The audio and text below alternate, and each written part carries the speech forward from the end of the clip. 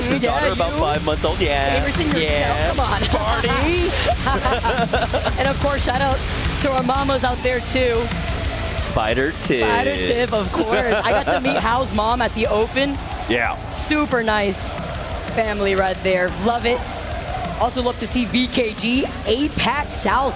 Gamerson, you keep highlighting the region, man, because literally 5 APAC South teams coming out to play at our midseason playoffs. Truly, out of 8 teams have qualified for the final, and already BK Gaming putting their name on the board after that first game. Yeah, we need to make them a global name. We need everyone in Apex Legends to understand the respect that VK Gaming have definitely earned, especially with their performances LAN after LAN after LAN. They have not missed the finals yet. Here, VK Gaming start things off strong with a big win over on E District. Moving on over, they're getting their first look at the ring, and I kind of want to know what their mentality is here, but you ended up manifesting it, Vicky. We are going to the northeast part of the map. We have parts of Climatizer in, a little bit of the Overlook Rocks as well, but smack dab in the middle, it's going to be Wolves Esports moving out from their position. It does look like they had a ring console for themselves. They're moving to try and control these bridges. We haven't seen a zone like this just yet, I believe, throughout the EWC, right? We've had that Monument zone, now pulling to that northeastern side. Falcons, coincidence, we're just talking about Hal's mom now as the zone pulls up towards their POI over by Climatizer. Teams already making their rotate, like Team Nemesis, who have a ring console and a survey beacon over by Overlook, as well as Wolves coming out of Epi. Yeah, this is a little bit scary if you're a team that's trying to get into early position. I think a lot of teams want to try and play the rocks or some of the train tracks. It's Team Nemesis getting into a fight with Wolves right now. That's the first knock coming out from Nemesis. And already Team Falcons are turning around for the third party. Team Nemesis, our second place squad from game number 1, already knocked out by our third place team of Wolves Esports. Well, now fourth place team of Wolves Esports. We saw Wolves Esports fans in the crowd earlier as we get to see the side-by-side here, giving them their energy, already taking that early fight, 3 KP to their name. Great calculation on when they needed to go, as TSM now are engaging in a fight versus Team Falcons. CTSM having that high ground advantage after they come out of survey camp. They didn't have a ring console, but they call out that one member of Falcons who was looking to get the Evo Harvester. Zero is the first to get knocked. Yeah, Falcons did answer quickly to this threat. They were able to get back with the port, and Waltzy answers back. We'll see if Imperial Hal can stay alive. 1 HP stuck behind the boxes for the time being, but he will get chased down. That's going to be Panic picking him up, and Waltzy will go ahead and call it on this fight. Don't know if he'll have an opportunity to try and get his players back on in, because so many teams now are rotating in to this ring.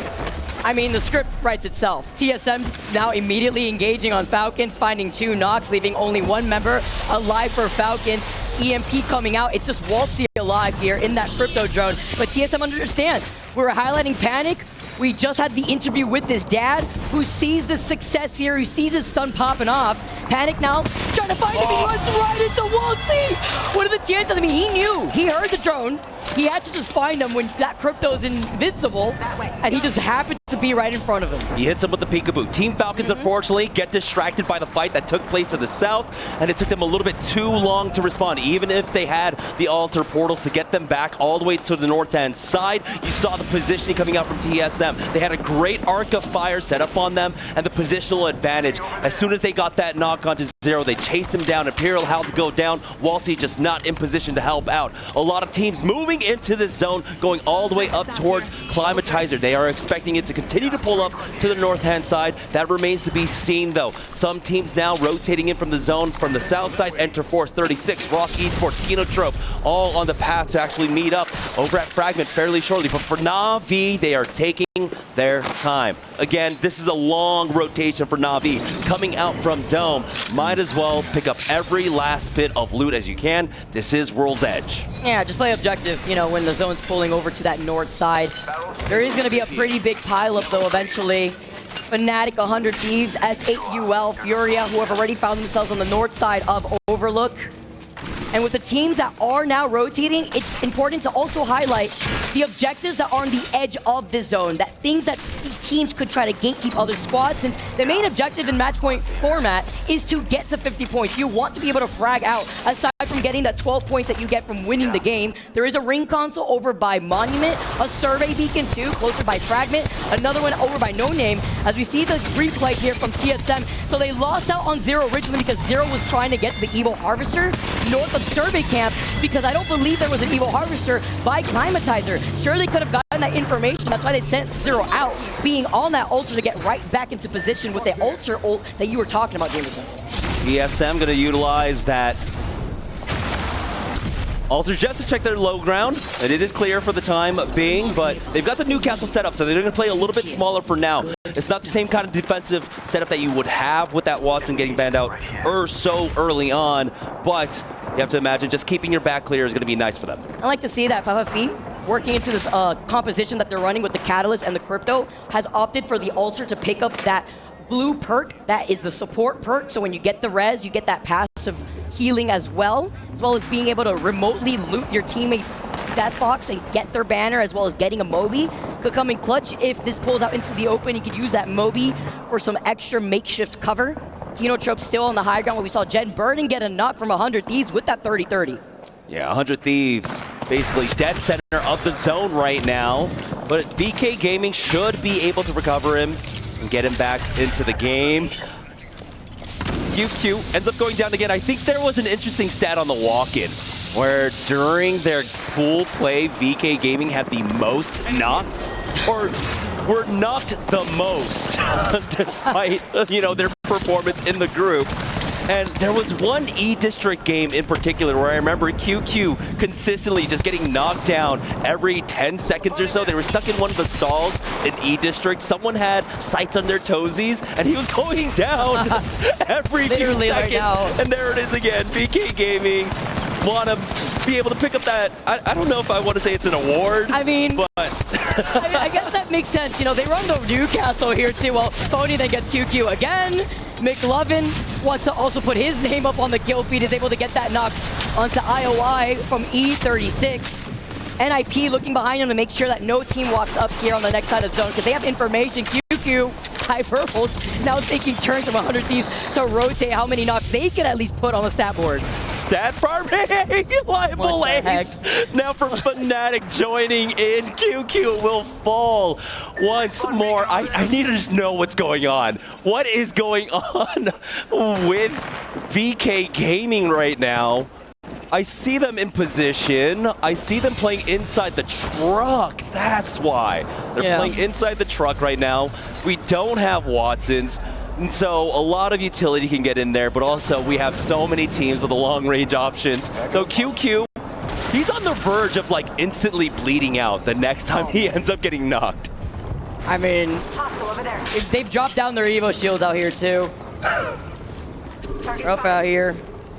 Looking up ahead, too, at the teams all around them being inside this truck. Piku's gonna get knocked once again. The res once again. And it's the Newcastle res back and forth as they go. Oh, Phony once more. I think that's 8. 8 onto QQ alone for Alliance, though. They're able to get a nice knock onto Lou. That's going to be on the north side of the map, and it looks like Alliance might have been looking to get aggressive on that epicenter side. Unlucky, and in fact, we know how potent that duo! QQ! QQ! You can't just enjoy the view here on World's Edge. I get it. They cleared out the skybox. They made it nice and bright once again.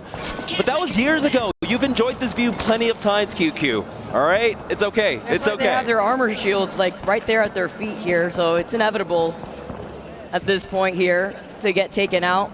Both the Newcastle and QQ. As we take a nice little flyby here, but it's not the only action. TSM, Rivals, Sentinels are still piled up on top of each other over by that southern building of Climatizer, but the zone is not pulling towards Climatizer despite it seeing that northern zone. It's actually pulling on top of these tracks. That's why we saw 100 Thieves here. That's why we see BKG here specifically too. It's the teams that are going to be by the rock side on the outskirts of Overlook that will be taking some of these pop shots. Yeah, we've had match point finals also end in a very similar position there, where Furia currently are holding with Rock Esports along with Na'Vi.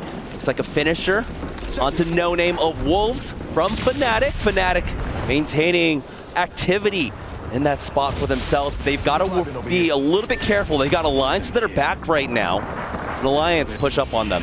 Rivals Esports inside of Climatizer proper are sandwiched in between two teams currently. Sentinels playing on the center side, TSM controlling the south side of this building for the time being. The scouts out there throw that drone though, and so they know about the threats around them. Enemy over there. Try to overlook. And the only team right now who's committed to try to hold a lot of teams holding these 30-30s, they put Team Liquid to close in that gap. And Rival Esports also now make their move outside of the building of Climatizer. Alliance are staring down currently at Fnatic. 100 Thieves as a side-by-side are still being able to get these knocks onto QQ as you saw before. I mean, they dropped down their Evo shields. That's why it was happening. It's Gen G versus Interforce 36 right now, and Gen G have the 1v2. Illy was down to 1 HP, and Tiki comes in for this flank. Nice win there for Gen G that clears out their path to get into the zone.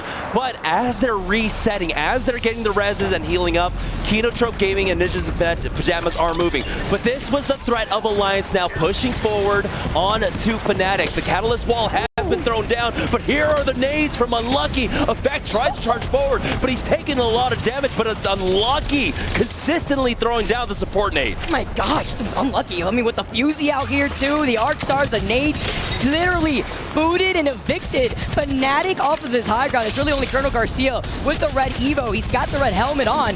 Nice triple take here too. Looks like they were able to get access to the mythic bins here as Fnatic in some trouble. After they felt the pressure from the nades, they left Colonel Garcia alone. They dropped down, and now Colonel Garcia was isolated. See the drop down in tier 2 with the altered portal, and nothing Fnatic can do here to stay alive. Alliance does dish out way too much pressure. Sentinels coming in for the third party though. TSM were eyeing this one, but Alliance are able to get up to the top. Hawkus in his drone. They don't know he's quite there yet. The threat of TSM coming in for the third party allows Alliance to go for the full reset. Panic stuck on the low ground, down to about 20 HP, and Hawkus is caught out. It's going to be Carter to finish him off. And Alliance losing out on Hockey Sentinels. They're saying, don't sleep on us. Putting their name on the board here in this lobby. They are going to be able to try to get this res, but right behind them, Sentinels want to try to fully send this. Carter losing out on so much health. It's only up to Riley. Can you clutch this out? No, you can't. But right behind him, 13 squads left as Alliance win the fight. Team Liquid throwing a lifeline out to Alliance. We have to, of course, always mention when it comes down to Unlucky, along with the fact that 2v3 is there, but not when a third party comes in. But this is an onslaught from TSM. EMP nades out. Yanya gets a knock onto Jet. Team Liquid are keeping Alliance alive. They're literally from afar taking shots at them with a 30-30. You know that was just one bullet when he was one shot. That is so infuriating from afar here, but even better for Alliance to clutch out this fight as just Effect and Unlucky to get this rest. We've seen them do it before as this duo looks unstoppable, but can it be enough with S8UL now showing up?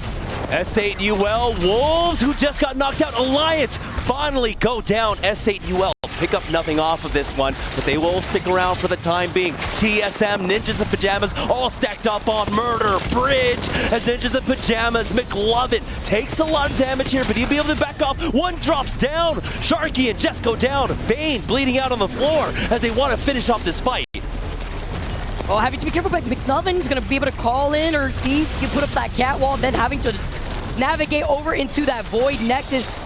Disengaging here, TSM looking down below before Panic with the red Evo has all these death boxes to loot out of. Not engaging in any fight thus far. Team Liquid directly smack dab in the middle of these rocks. BKG, by the way, we're still able to farm those Evo shields by constantly getting the reses. That's what they were doing earlier on before. Sure. Yeah. I don't think you need 9-10 Yeah, that's why they keep doing it too, you know? Like, when you're holding a position like that, you're denying yourself the opportunity to play objectives. So they have to make do with what they got. That's why they drop those Evo shields. That's why we see those funny stats. It's to get that charge here, as it's only up to Phony, because right behind them, they were fixated on BKG, but they didn't clear their backs against S8UL. Now S8UL charge forward with that mobile shield, finishing off 100 Thieves. VK Gaming get the ultimate laugh in the end there. S8UL, unfortunately, still stuck on blues here in round number 4 closing.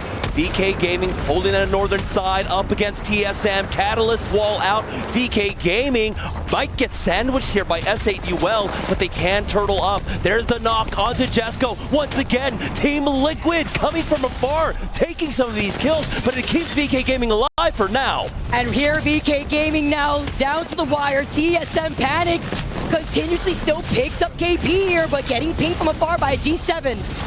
As we get the Newcastle res, we get the reset, the passive regen, but this Newcastle wall is just enough to keep VKG alive and to send TSM back to the lobby. 7 squads, 20 players left. VKG, we were talking about how good they are at securing top 5s, but can they do it here? Rival Esports charging forward with the EMP, but the Catalyst wall slowing things down. And there's the first knock, but Gopgot goes down next. It's a 1-for-1 exchange. The Newcastle res does not go off.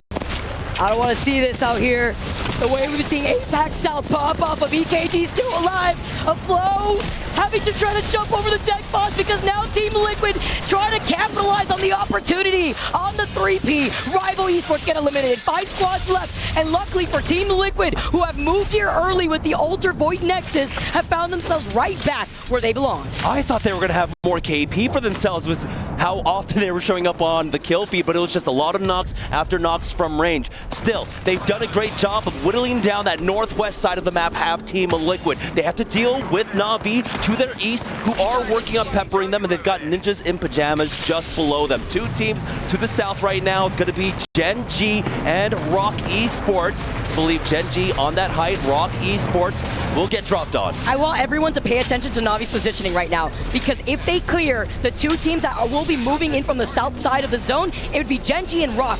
They would be in a prime spot as long as they can hold the high ground by that rock that you see Yanya by. Na'Vi looking behind them though. It looks like the fight is being taken to them. Saucer in that drone. That's why you see him invisible. Gen G try to swing as it's up to Asia, the fragger of our last chance qualifier lobby. Moving up. Na'Vi though, with Slabs getting taken out. They try to take this fight against Team Liquid, but they gave up the high ground, allowing Gen G to walk up for free.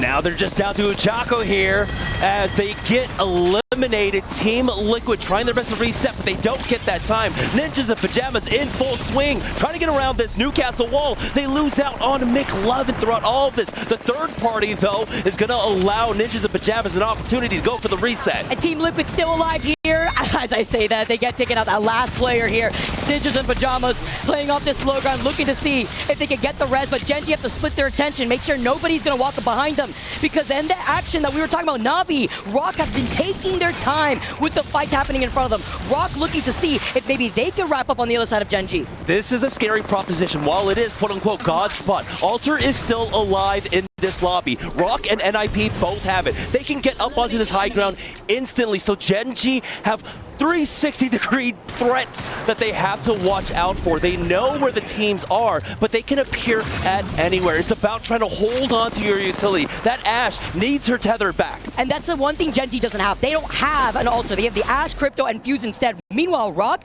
they could play off this low ground tunnel. Why? Because they could just go all the way back up with that Alter. And you can see with Vaxilon having the red Evo, they were able to get either a Mythic Fin care pack here, same thing as Vayne over on the other side, still playing off that low ground. Rock take up on the high ground, they call them the catwall, and they're looking to try to force up the engagement.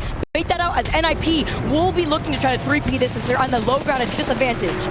Gen G trying to deal with NIP to their backs with that wall now, giving them some coverage. We know that Rock don't want to push out quite yet. They're waiting for the knocks. There it is, NIP! The nade onto Dexter, and they want to push for it. That's a green light for Rock now to be in the best position amongst these last 3 teams now. Vaxon looking down at these teams. As long as they hold this spot, the calm before the storm, NIP try to mirror that of Rock. They put him in the catwall, but they can't give up the space just yet. They can't fully extend because Gen G are still alive, even if they're bludgeoned. Kurov gets taken out. Rock are trying to slow things down, but the Diva to the face from Asia gets the knock onto Deeds, and now Ninjas in Pajamas are trying to regroup. Gen G gets the res, by the way, and now they're going to try to move in late to this fight. This spells chaos for Rock, as now NIP playing Ring Around the Rosie have taken up this high ground. Gen G now left with Ziki. The slide down from 2 members. Try to finish him off. Gen G, it's Saucer on the low ground here. It's an all-out brawl. Now moving Building up though, Saucer as a solo looking down a curve. NIP get eliminated as it's a 1v1. Saucer with Rock take game number 2 with a huge clutch. What an intense final fight. Each of these 3 teams, they understood the assignment. Who was going to play King of the Hill on top of that rock? Stave off all the pressure and damage to take that dub. We throw this